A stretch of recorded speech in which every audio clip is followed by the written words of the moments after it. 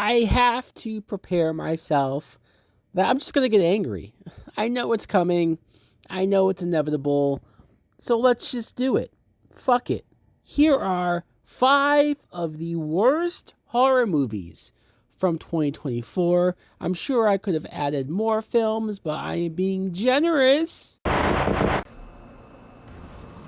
Ha! Got your ass, bitches.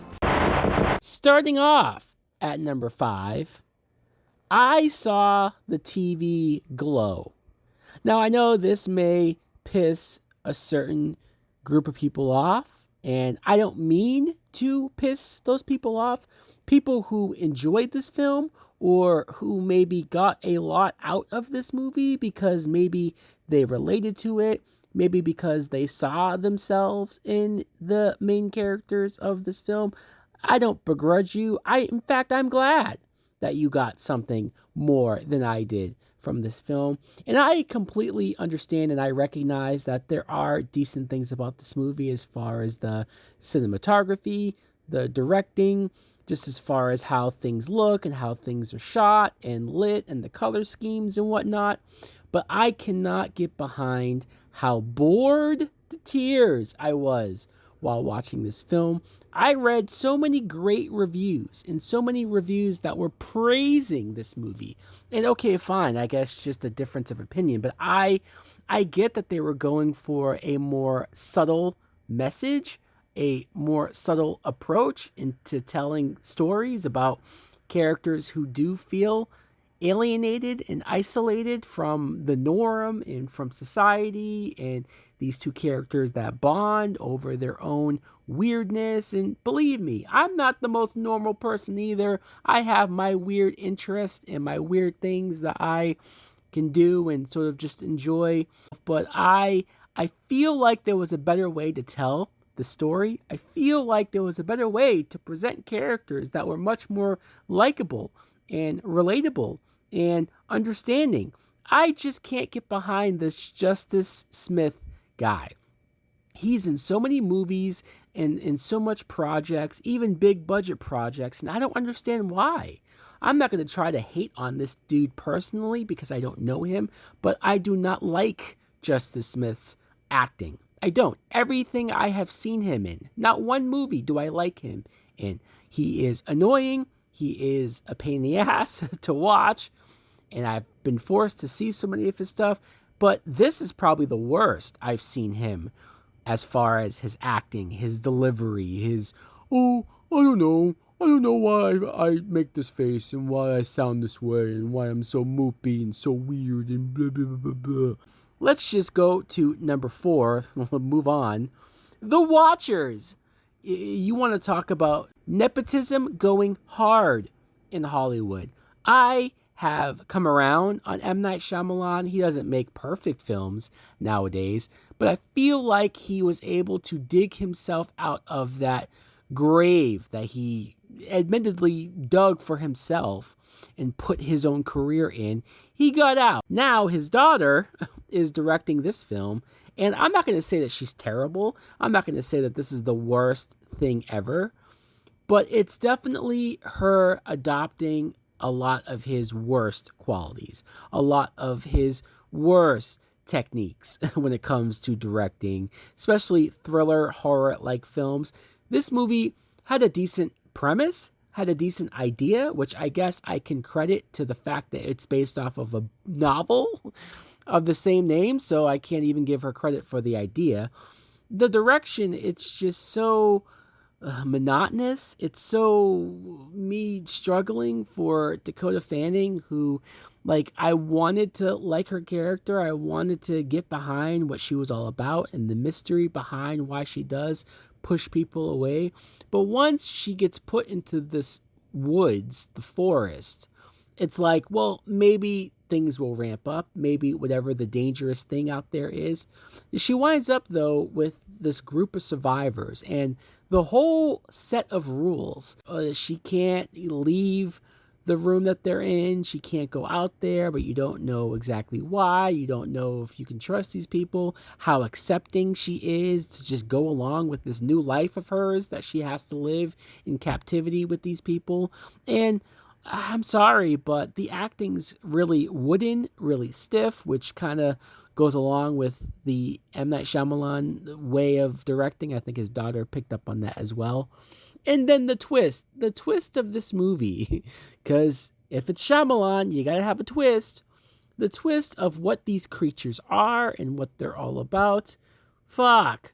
It's not quite The Village bad, but who knows? Maybe in some other ways it can be worse. Number 3, Imaginary. Probably a movie that not a lot of people saw, so it's even surprising that I would be this upset to even give it the attention, the time of day to put on this list, but it's more laziness. That's why I have this film on this list. It's a Blumhouse film, I believe, and so Blumhouse has that reputation of sometimes they make some great fun films, and then sometimes they make lazy shit, and this is lazy shit. It's sort of the worst parts of a movie like Annabelle, which I know people like Annabelle. Some people find Annabelle scary, probably more so because it's connected to the Conjuring movies. I've always complained that the Annabelle doll just sits there and doesn't do anything and just like, come on, bitch, move, do something scary. This teddy bear that's in this film is the same exact way. In fact, it's even worse. It just sits there. It doesn't move. It's connected to this little girl that apparently he talks to and whispers to and tells a bunch of secrets to and tells her to say some fucked up stuff to people. And you get glimpses. I guess you could argue that this bear does do more than the Annabelle character, the Annabelle doll, because you do see him transform once in a while into a giant creature. And it's supposed to be scary. It's supposed to be jumpy, like, ooh, what's that? But it looks horrible. The CG effects and whatnot, the cheap-ass effects look so terrible that I find myself more rolling my eyes or laughing over how dumb all of this is. They try to hit you over the head with the main character and her backstory with her father and how messed up stuff happened to him, and so now he's crazy, and now she's sort of looking after her stepkids and their relationship strained and blah blah blah blah blah blah. It's something that could have been built upon and paid off well and actually been compelling, but there's too much bullshit surrounding it that you ultimately don't give a fuck. Number 2, The Strangers Chapter 1. There's a big controversy on whether or not this film is connected to the original The Strangers film from like 2008. And I don't really know if the answer is obvious. You know, I tried to look it up, and some reports say this is a flat out reboot. Other reports say that no, it is indeed, in fact, a prequel to that other film. And so I'm just going to say it's a prequel.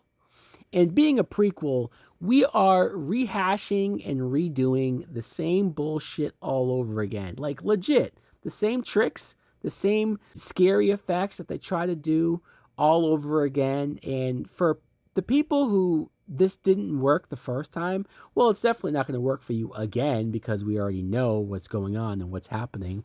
But for people like me who actually found that first film creepy, in fact, I had some good things to say about the second Strangers film that not enough people talk about, but there's a lot of good things and good aspects of that second film that I think are way better than what is going on here. The acting from your two leads, from your romantic couple, is quite bad. And I feel bad for them because it's look what they had to work with. There's only so much they could do with a shit script like this. But this movie tries to treat the serial killers wearing the mask and doing what they do, stalking and creeping into the house. They try to treat them like some infamous and horror icons or whatnot. They're trying to present them that way. I know that's why they plan on doing this trilogy, 3 movies of these characters that don't talk, that don't do anything. Even their masks aren't all that scary or creative. Let's be real. Let's be honest. They should have stopped with the first 2 films. They should have just left it the way it was, because you're not doing this any favors. You're not going to leave a lasting legacy. I can't believe they shot these movies back to back. So these sequels are coming out whether anybody gives a shit or not. Because I know this first film, nobody cared. Number 1, though, for the worst horror movie of 2024, Winnie the Pooh, Blood and Honey 2. And I might be alone in this. I know there are some people who defend this film and defend the first film as well, which I hated even more than the second movie. In fact, I didn't even finish the first Winnie the Pooh, Blood and Honey movie. Can you blame me? Still to this day, I don't know or don't care how it ends. But there are people that are enjoying this, that are into this, that have fun with this, that think it's harmless. This isn't somebody who was a big fan of Winnie the Pooh. I didn't grow up on Winnie the Pooh all that much. I've seen it, and I did see it as a kid, but it's not near and dear to my heart. I'm not sitting here offended over what they're doing to the Winnie the Pooh character and turning it into a horror, gross, gory, gruesome type thing. I couldn't give a fuck less about any of that. I'm more annoyed of, once again, it's a theme, laziness. It's just, they're not even trying to make these cartoon characters look like the characters that you expect from, even if you're just going off of the old books, even if you're just going off of the original designs of these characters, not necessarily from the Disney cartoon. It's just people wearing masks. They're full-grown men. They don't even explain how these characters went from the traditional looks to growing up to be full-grown men wearing masks. Like, it's, come on. If you're going to do this, try harder. Try better. There is a version of this that maybe could have worked for me. There is a version of this that maybe wouldn't have been or felt so lazy watching all of this. And to me, it's a whole lot of noise. It's a whole lot of noise and blood and gore that just is meaningless and does nothing, absolutely nothing for me. It's just same old, same old. I can see some similar things from other films, but that are done better and that have more interesting main characters, main survivors. You don't care about any of the human characters that are being attacked. You don't care about any of these characters being killed off. You don't care about anything, nothing going on in this film. I need to care when I'm watching a horror film. Long gone are there days where I can just put on a movie and watch it just to kind of have as background noise and just not give a shit about what's going on. I want to care. You know, I want to see decent acting as well. And the Winnie the Pooh movies are just not doing that for me. So guys, let me know in the comments below, not only what do you think of my list of worst horror, do you have your own list, some of your own horror films that you did not enjoy? Did I miss any? Thanks for watching. Like, comment, subscribe. Later.